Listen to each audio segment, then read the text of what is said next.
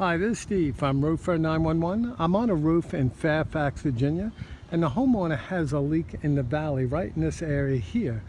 She's had this leak now for about 10 years, and every time the contractors come back, they're always working on the valley.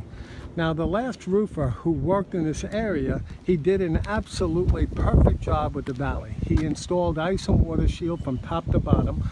Also, when he fastened the shingles into place, he nailed at least 9 inches away from the valley center line. So that's perfect. Now, one thing I noticed is somebody put cement around this pipe flange, so it's very tight, so I cannot lift up the shingles to check the overall installation. So what I would recommend is to remove all the roofing material completely around the pipe flange. We're going to install ice and water shield to the metal and also to the wood deck underneath, and then we'll re-shingle it. Now, another thing is it's possible they can also have defective plumbing inside the attic, even though I don't think that's the case, because this leak only occurs when there's a wind-driven rain, not with a heavy downpour. But as a precautionary measure, what we'll do is we're going to put a PVC elbow on top of this, and that will block any water from getting inside the pipe, just in case there's defective plumbing inside the attic. But at the same time, it will allow the pipe to breathe. Now, here's another thing. Okay, here's the valley, and here's where the leak is, here. Now, one thing I noticed is they got a shingle vent too, a ridge vent, which is very good, and it prevents condensation buildup and mold inside the home, and it also helps to release some of the warm, moist air trapped in the attic.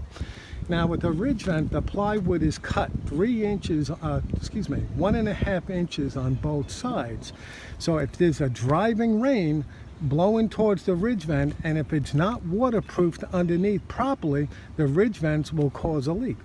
Now, if the water gets underneath the ridge vent high enough to where the plywood was cut, here the water will drop straight down inside the attic, and you'll see water damage inside the home directly below. But that's not happening.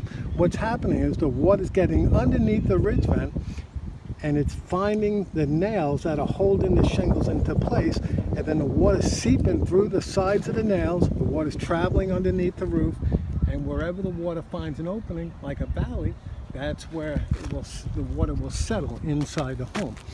So with this leak, we have to work on the ridge vents directly above the valley. So it's about 15 feet on this side, and then also about 15 feet on this side, because that leak could be coming from anywhere. The leak could be starting from over here, traveling down the roof. The leak could be starting anywhere above here, and the water's traveling underneath the roof. So that's it. Once we repair the ridge vent and we install ice and water shield underneath, and then reinstall the ridge vent, they won't have this leak anymore. Now, another thing I noticed is the flashing around the attic fan is coming up.